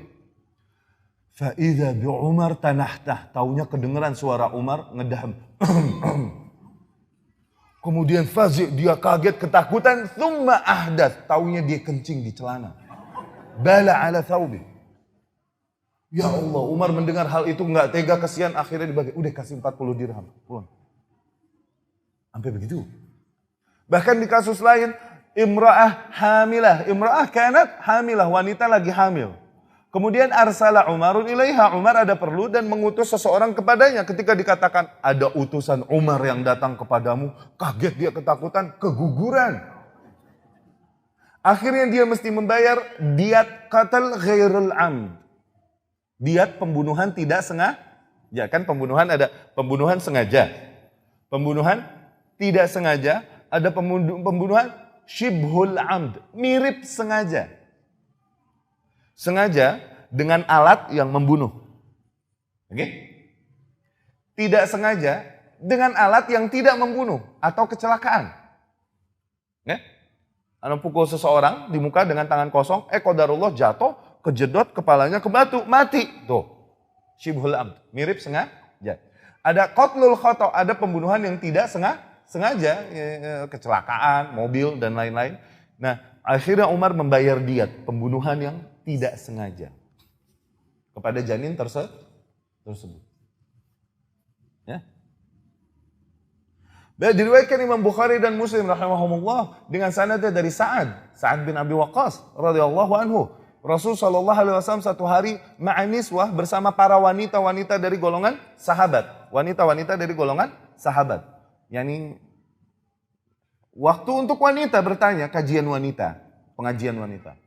Tapi mereka karena Rasul orangnya yang sabar, yang lembut, akhirnya mereka berebutan nanya, karena berebutan teriak-teriakan, kenceng-kencengan. Ya Rasul, oh Allah. Rasul pun keteteran.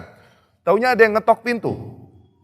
Fa'idha bi Umar, taunya Umar Ibnul Khattab yang ngetok pintu nih. Wah, Umar. Para wanita mendengar nama Umar, ibtadarnal hijab, langsung lari masuk ke balik hijab, ngumpet.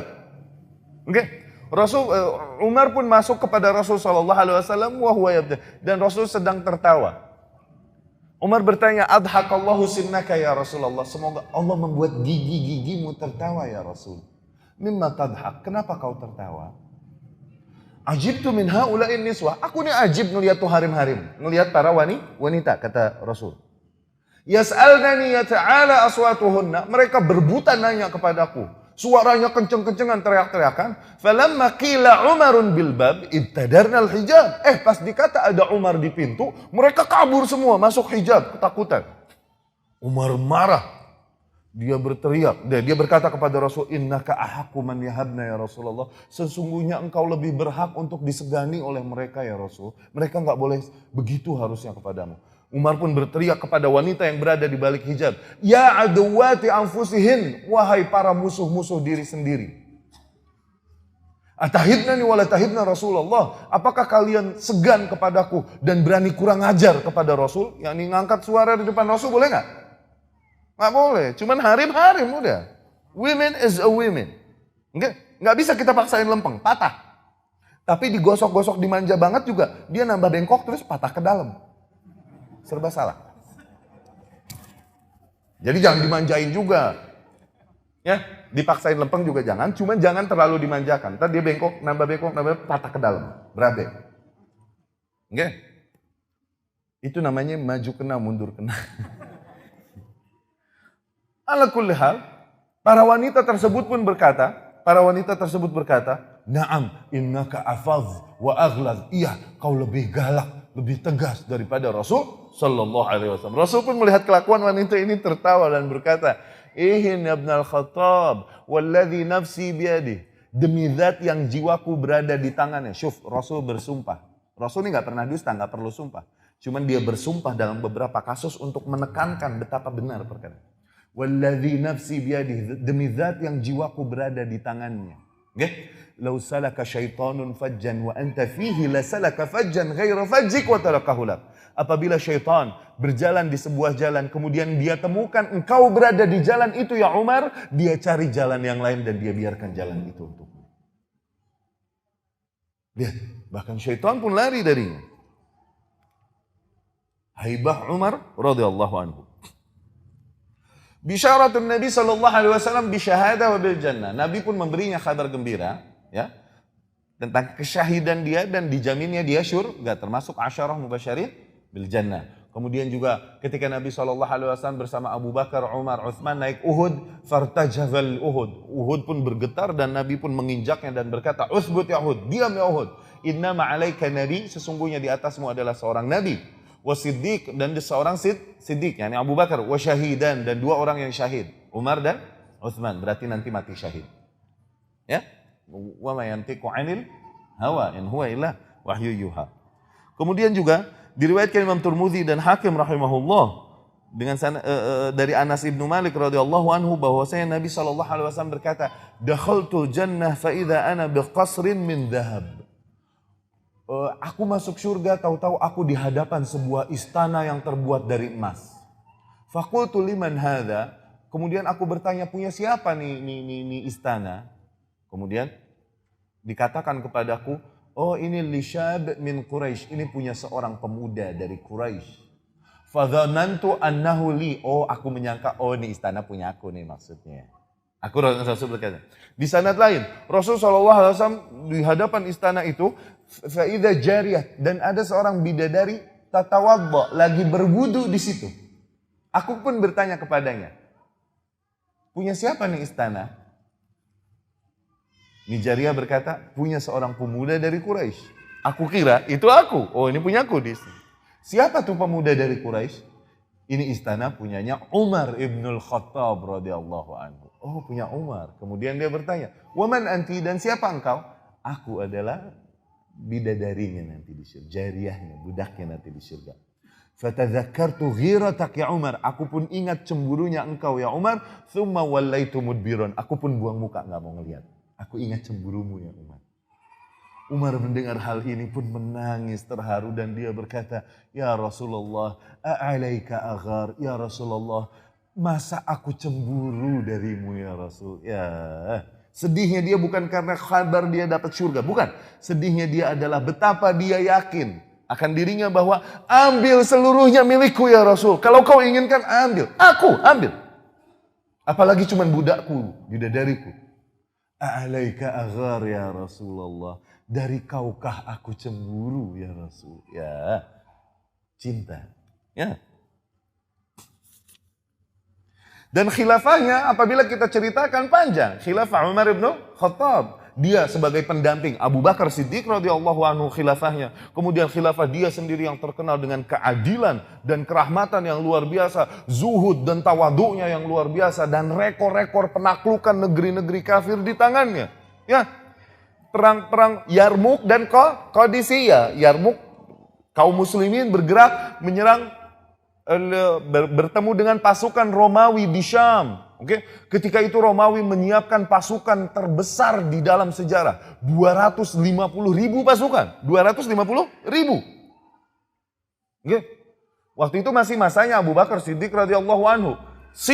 Kaisar berkata, la ashghalanna Abu Bakar li ayyursila khailahum marrah thaniyah ila biladina. Aku akan bikin kapok Abu Bakar untuk mengirim pasukannya lagi ke negeri-negeri kita di Syam. Dulu Syam kuasanya Roma. Syam nih Palestina, Yordan, Syria, Lubnan. Itu 4 negeri Syam. Kata Abu Bakar radhiyallahu anhu, katanya, ini dibisikin syaitan nih, pembesar Romawi ini dibisikin syaitan sampai pede nih. Oke? Kalau gitu la ursilanna ilaihim tiryak wasawisi syaitan. Aku akan utus kepadanya sang perobek-robek angan syaitan. Ya salam. Sang perobek-robek angan syaitan. Ya, ini seseorang yang benar-benar mencabik-cabik angan-angan syaitan. Angan-angan syaitan adalah untuk menjadikan kesyirikan di setiap muka bumi. Okay? Siapa sang perobek-robek angan syaitan?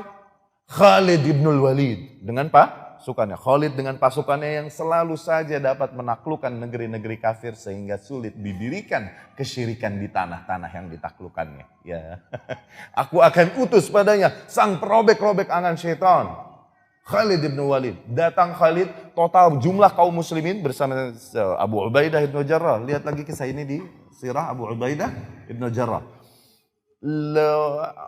Total kaum muslimin cuma 30 ribu. 30 ribu. Melawan 250 ribu. Namun dengan mudah kaum muslimin dapat memporak-porandakan pasukan Romawi. Yang jumlahnya jauh lebih besar. Ya. Nah, di tengah peperangan ini meninggallah Abu Bakar dan naiklah Umar ibn Khattab radhiyallahu anhu. Akhirnya Umar kebijakan pertamanya adalah menurunkan Khalid. Kenapa? Udah terlalu dikultuskan. Bahaya, nanti bisa syirik. Bisa kufur. Umar nih pintu pemisah antara umat dengan fitnah. Semua celah-celah fitnah Umar yang tahu dan ditutupnya. Ya, termasuk betapa hebatnya Khalid ibn Walid yang ditakutkan nanti jadi fitnah untuk umat. Ijtihadnya Abu Bakar beda. Abu Bakar berkata, aku tak mau kilauan pedang Allah disarungkan. Yani Allah kan Rasul bilang bahwa Khalid adalah Saifullah al-Maslul, pedang Allah yang terhunus. Dan Abu Bakar bilang, aku tak mau kilauan pedang Allah tersebut disarungkan. Yani aku mau tetap pakai Khalid. Baik. Umar beda, udah mulai jadi fitnah. Karena apa? Memang kaum musyrikin dan kafir mendengar tentang Khalid ibn Walid sehingga mereka bertanya-tanya, mana sih pedangnya Allah yang diberikan kepada Khalid? Tuh dikirain bener Allah nurunin pedang dikasihin buat Khalid. Tuh somplaknya akidah. Oke? Iya nggak? Demikian terjadi sehingga akhirnya Umar pun dengan berat hati harus menurunkan Khalid ibn Walid. Dan mereka saling mencintai satu sama lain. Kemudian juga perang Yarmuk beres. Qadisiyah ngelawan Persia. Melawan Persia. Kaum muslimin jumlahnya sedikit melawan jumlah 120 ribu pasukan Persia, kaum muslimin cuma 30 ribu seperti biasa. Dipimpin sama Sa'ad bin Abi Waqqas radhiyallahu anhu, al-Asad fi Barathini. Okay. Umar pun Ibnul Khattab tadinya mau turun langsung, tapi para sahabat Abdurrahman ibn Auf, Ali bin Abi Thalib bilang, jangan ente langsung, kau harus di Madinah.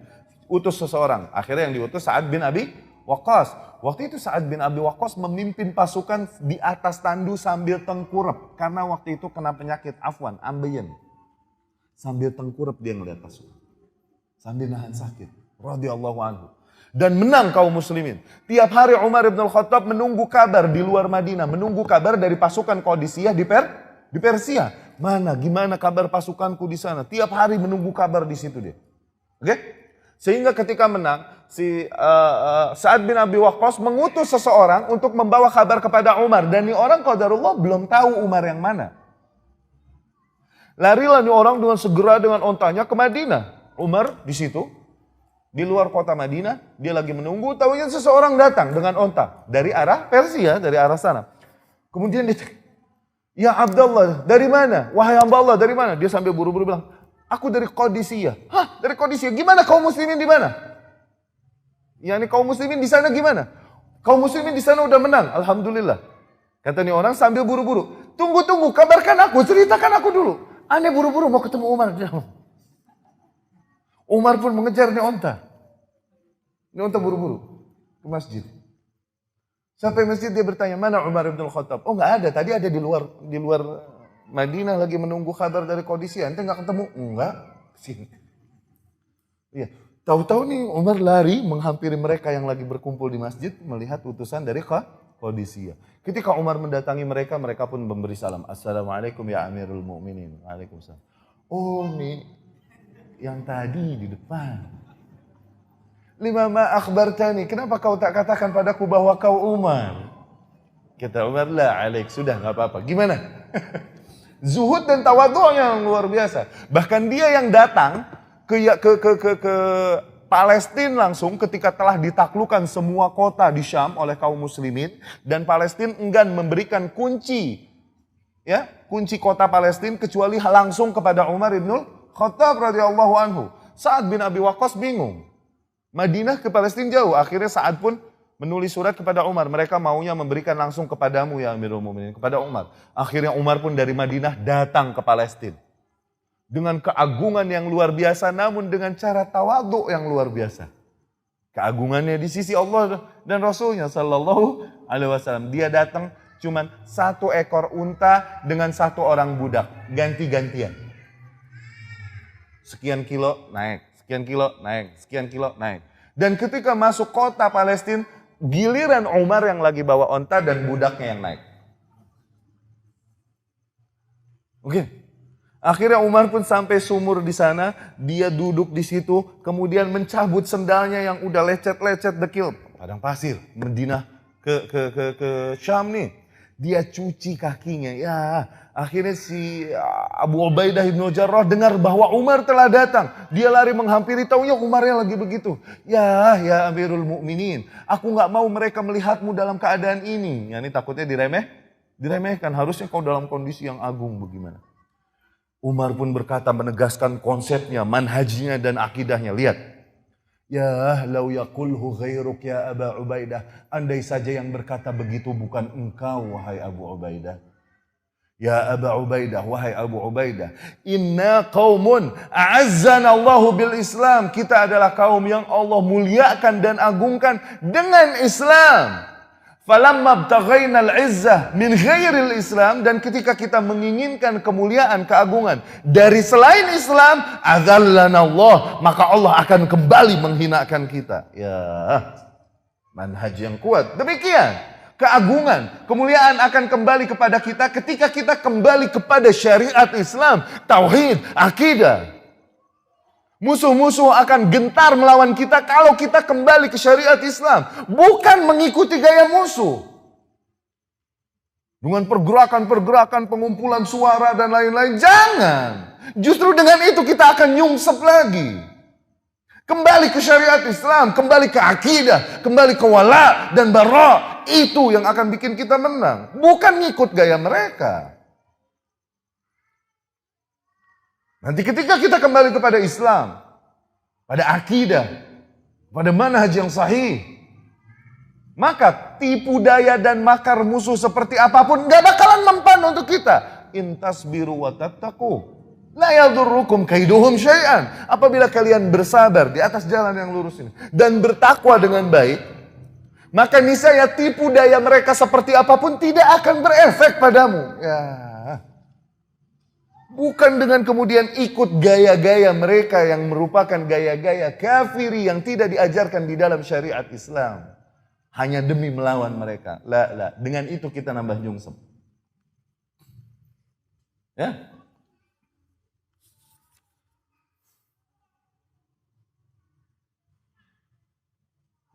Syiddah ittiba'ihi bin Nabi sallallahu alaihi wasallam. Betapa Umar bin Khattab berpegang teguh kepada ajaran Nabi sallallahu alaihi wasallam dan benar-benar menjaga kemurnian ajaran Rasul sallallahu alaihi wasallam dan menjaga kehormatan Rasulullah sallallahu alaihi wasallam. Diriwayatkan Imam Bukhari rahimahullah dengan sanadnya dari Abbas bin Rabi'ah. Dia berkata, "Ata Umarul Hajar al-Aswad." Umar suatu hari mendatangi Hajar Aswad. Hajar Aswad yang nempel di Ka'bah. Tsumma qala, kemudian dia berkata, "Wallahi, demi Allah, innaka la hajar, sesungguhnya engkau hanyalah batu. La tadur wa la tanfa, yang tidak bisa memberikan madarat, tidak akan bisa memberikan manfaat." Yang ini enggak punya khasiat apapun, batu. Laula anni ra'aitu Rasulullah sallallahu alaihi wasallam qabbalak ma qabbaltuk. Kalau saja aku tidak melihat sendiri Rasul menciummu, tak sudi aku menciummu. Ya, kemudian dia cium Hajar Aswad. Lihat betapa dia melakukan hal itu bukan karena memuliakan batunya, tapi menghormati Rasulnya sallallahu alaihi wasallam. Awas, ini seringkali terjebak awamul muslimin di lambang-lambang dan peninggalan-peninggalan fisik sehingga jadilah klinik. Oke.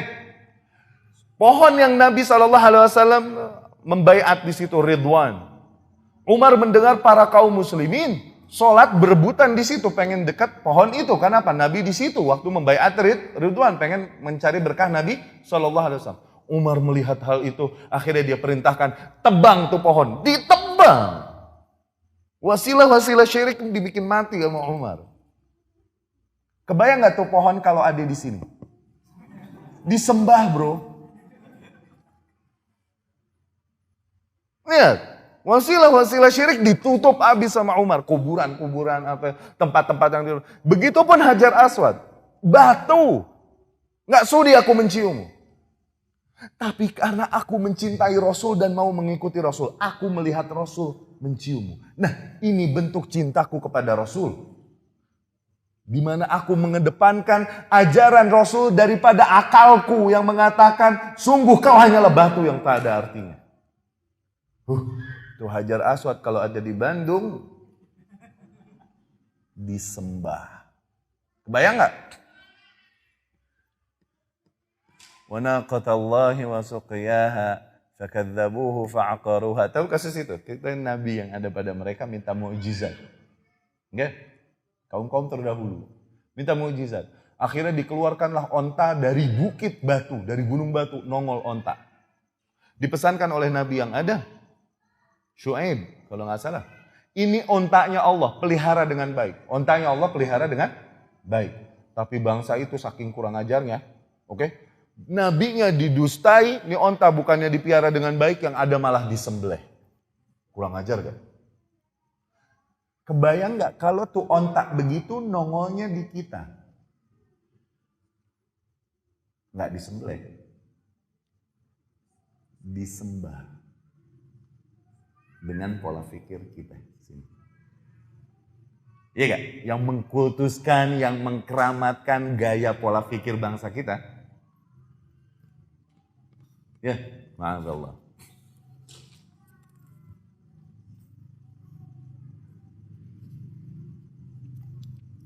Betapa dia mengedepankan cintanya kepada Nabi SAW. Diriwayatkan Ibnu Sa'ad rahimahullah di Tabaqat dan dengan sanadnya dari Zaid bin Aslam radhiyallahu anhu. Dia berkata Umar bin Khattab memberikan lebih jatah pembagian harta kepada siapa? Usamah bin Zaid bin Harithah. Lebih dari apa yang diberikannya kepada anaknya sendiri, Abdullah bin Umar bin Khattab radhiyallahu anhu. Kemudian Abdullah bin Umar pun datang mengeluh kepada ayahnya. Kenapa kau berikan Usamah bin Zaid aktsar minni wa ana aqdamu minhu islaman wa hijratan? Sementara aku lebih dulu Islam dan hijrahnya daripada Usamah bin Zaid bin Harithah. Oke? Umar pun menjawab, amma islamuk, adapun keislamanmu karena aku.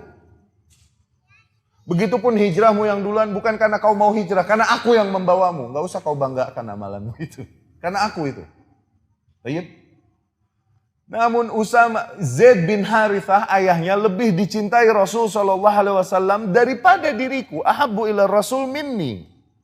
Fakana ibnuhu, maka anaknya pun yaitu Usamah bin Zaid bin Harithah ahabbu ila Rasul min ibni, daripada anakku. Lebih dicintai Rasul daripada anakku. Lihat betapa dia mengedepankan yang Rasul cintai daripada yang dia cintai, fitrah sebagai bapak kepada anaknya sendiri. Padahal kita tahu bahwa Rasul pasti lebih mencintai Umar daripada Zaid. Khulafaur Rasyidin ini nggak ada tandingannya udah. Ya. Namun betapa dia mengedepankan cinta Rasul Shallallahu Alaihi Wasallam daripada cinta dirinya sendiri sebagai manusia, fitrahnya yang manusiawi.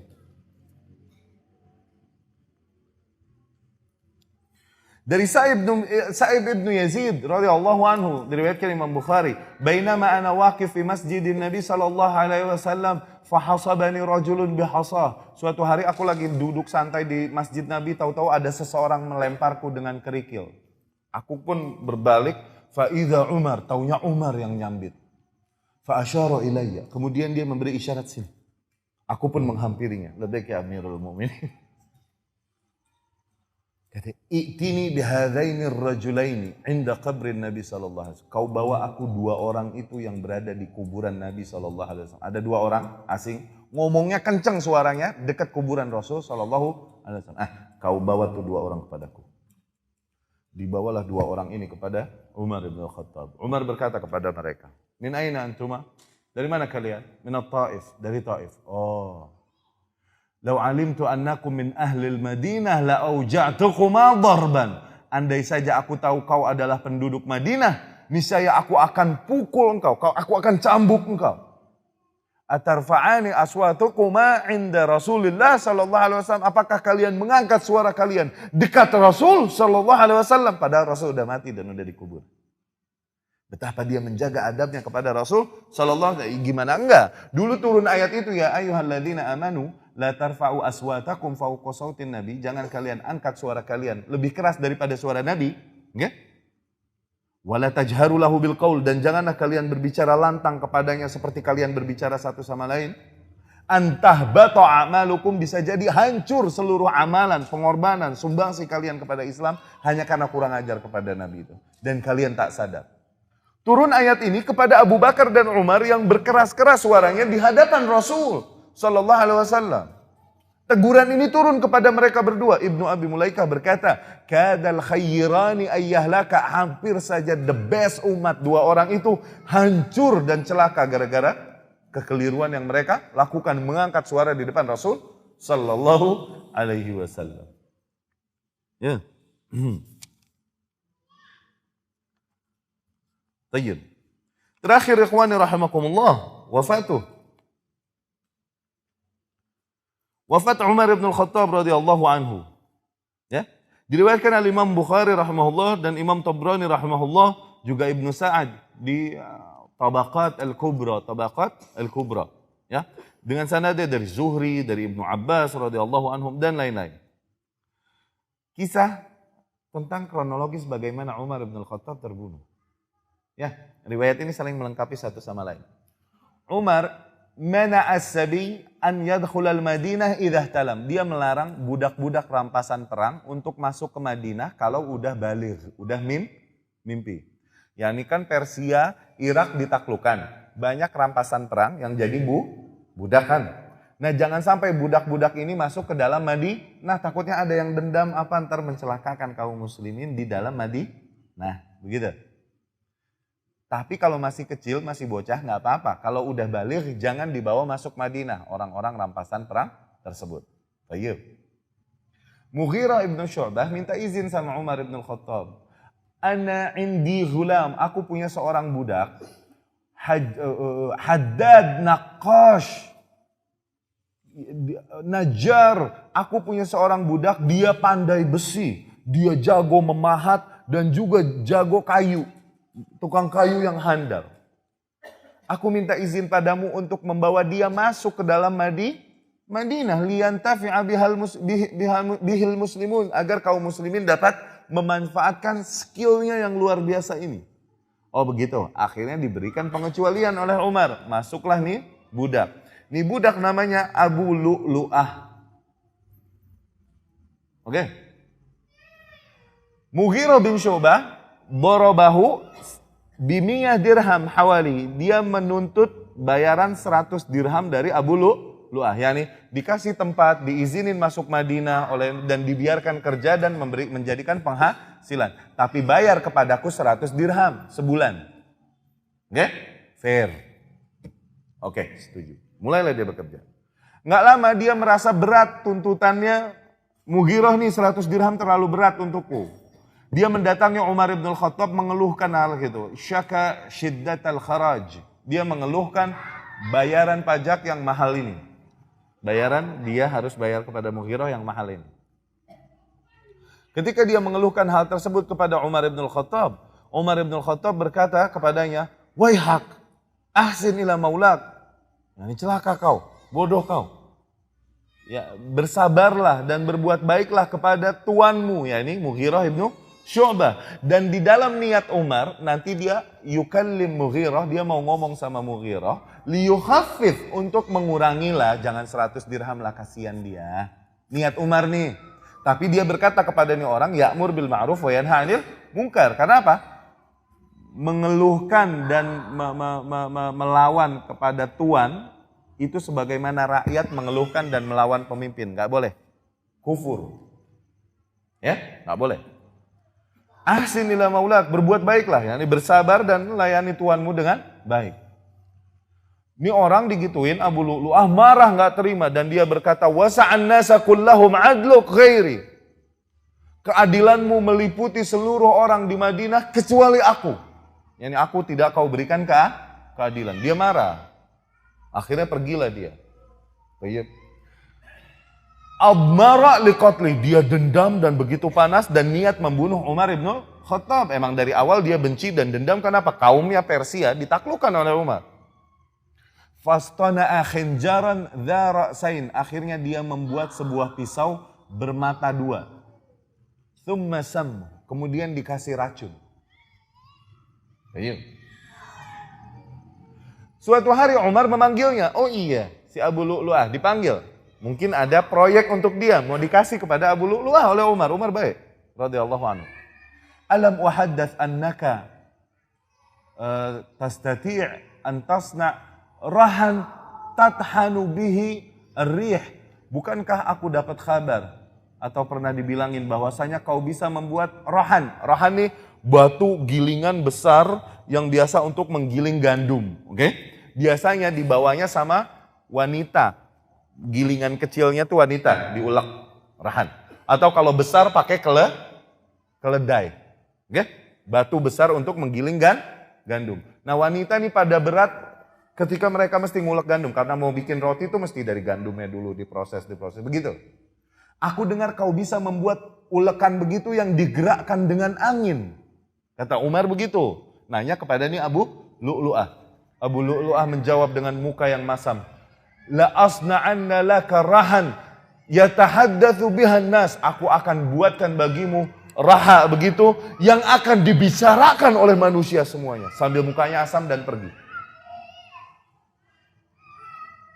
Akhirnya Umar berkata, Umar menangkap hal ini dan dia berkata kepada para sahabatnya.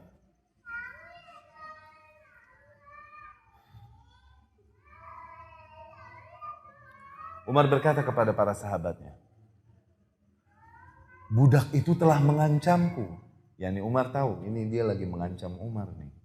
Budak itu telah mengancamku, kata Umar. Tidak lama ternyata pisau ini dia sembunyikan di pojokan masjid. Dan ketika subuh, kebiasaan Umar sebelum qomat, dia keluar membangunkan orang-orang untuk sholat subuh. Nah pada saat itu dia datang menghampiri Umar. Fato'anahu thalatha to'anat, ditusuknya 3 kali tusukan, salah satunya tahta surratiha, salah satu tusukan di bawah pusar. Wahiyallati qatalathu. Nah, tusukan inilah yang membunuh Umar akhirnya. Dan kemudian dia lari, larinya nih dia ketemu sama 13 orang, dia ketemu sama sahabat-sahabat dan dia tusuk-tusukin sehingga ketusuklah 13 orang. Mata minhum sab'ah, mati langsung di tempat 7 orang. Umar belum mati. Dan ketika dia tusuk 13 orang itu, kemudian terakhir dia gorok lehernya sendiri. Dia bunuh diri. Ya Abu Lu'lu'ah. Kemudian Ibnu Abbas bercerita radhiyallahu anhu, ketika itu Umar pun jatuh. Falamma ghalaba alaihi dam, ketika darah mulai membanjiri dirinya, dia berkata, Mur Aba Abdurrahman ibn Auf li yusalli bin nas. Perintahkan Abdurrahman bin Auf untuk mengimami salat. Oke? Akhirnya diperintahkan Abdurrahman ibn Auf mengimami salat. Faghusya alaihi, Umar pun pingsan. Tsumma ihtamalnahu, kemudian kita mengangkatnya ke rumahnya. Fama zalat fi ghasyatihi tilk wa ana ma'ah, kata Ibnu Abbas, masih dia dalam kondisi pingsan dan aku terus bersamanya hatta asarra subh, sehingga subuh pun lewat waktunya. Dan kemudian falamma fataha ainaihi, ketika Umar mulai membuka matanya, wa nadhara ilayya, dan dia melihatku, langsung dia bertanya, asallan nas, apakah orang-orang udah pada sholat? Ya Allah, yang ditanyanya begituan. Asallan nas, apakah orang-orang udah pada sholat? Na'am ya Amirul Mu'minin. Udah ya Amirul Mu'minin. Innahu la hadza lil islami liman taraka sholat. Sesungguhnya tidak ada jatah Islam bagi orang yang meninggalkan sholat. Ini manhajnya para sahabat awal yang yukaffiruna tarikas sholat, yang mengkafirkan orang yang meninggalkan sholat. Jadi gitu, unzur ya Ibnu Abbas man qatalani. Lihat dia Ibnu Abbas, cari tahu siapa yang membunuhku. Ibnu Abbas pun keluar dan mencari. Man ta'ana Amirul Mu'minin, siapa yang menusuk Amirul Mu'minin? Mereka berkata, Abu Lu'lu'ah Ghulamul Mughirah ibnu Syu'bah la'natullah alaih. Itu yang membunuh Abu Lu'lu'ah, budaknya Mughirah ibnu Syu'bah, semoga laknat Allah atasnya. Atas Abu Lu'lu'ah, awas, bukan atas Mughirah bin Syu'bah. Mughirah bin Syu'bah enggak tahu apa-apa, radhiyallahu anhu. Akhirnya dikatakan kepada Umar, ya Amirul Mukminin, yang membunuhmu Abu Lu'lu'ah Al-Majusi, gulamnya Mughirah. Oke? Dia berkata, waihak, kuntu amurhu bil ma'ruf. Celaka dia. Padahal aku mengamar ma'rufnya, yakni ahsin ila maulak. Menasehatinya. Ya kan? Tapi alhamdulillah, allati lam yaj'al liqatili sajdatan wahidatan yuhajjuni biha indallah. Alhamdulillah yang tidak menjadikan bagi pembunuhku satu sujud pun, yakni bukan seorang muslim. Yang dengan sujud itu nanti dia bisa gunakan hujah untuk membela dirinya di depan Allah. Alhamdulillah aku mati di tangan kaum musyrik. Alhamdulillah darah kaum muslimin selamat dari darahku. Lihat betapa nasihat untuk kaum muslimin ya nih. Hatta dia terbunuh. Sampai dia khawatirkan, ya Allah ada nggak kaum muslimin yang celaka karena darahku nih. Ternyata majusi. Alhamdulillah bukan kaum muslimin yang kena getahnya. Ya.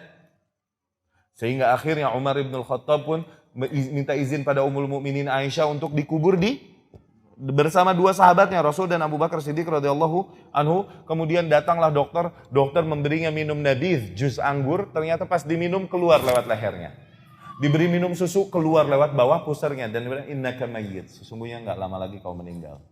Akhirnya Umar bin Khattab pun meninggal di tahun 23 Hijriah, thumma dufina, dikuburkan bersama Rasul dan Abu Bakar Siddiq radhiyallahu anhu di rumah Aisyah. Aisyah pun mengizinkannya sejak itu Aisyah berhijab dan bercadar kalaupun di dalam rumah. Tadinya ketika Rasul dan Abu Bakar dikubur dalam rumah, dia masih buka cadar dalam rumah. Tapi sejak Umar ada di dalam rumah, dia bercadar kalaupun di dalam rumah. Berhijab kalaupun di dalam rumah. Ya. Demikianlah meninggalnya Umar bin Khattab radhiyallahu anhu. Ikhwani rahimakumullah, semoga dapat difahami dan diambil nilai ya dari sirah Al-Faruq Umar bin Khattab radhiyallahu anhu. Fahami, baca sirah-sirah mereka, fahami bagaimana mereka mendapatkan kemuliaan di sisi Allah Subhanahu wa taala, fahami manhaj mereka, fahami akidah mereka, fahami tuntunan-tuntunan yang datang dari mereka. Aqulu qouli hadza wa astaghfirullah li wa lakum. Subhanakallahumma rabbana wa bihamdika asyhadu an la ilaha illa anta astaghfiruka wa atubu ilaik. Akhirul kalam. Assalamualaikum warahmatullahi wabarakatuh.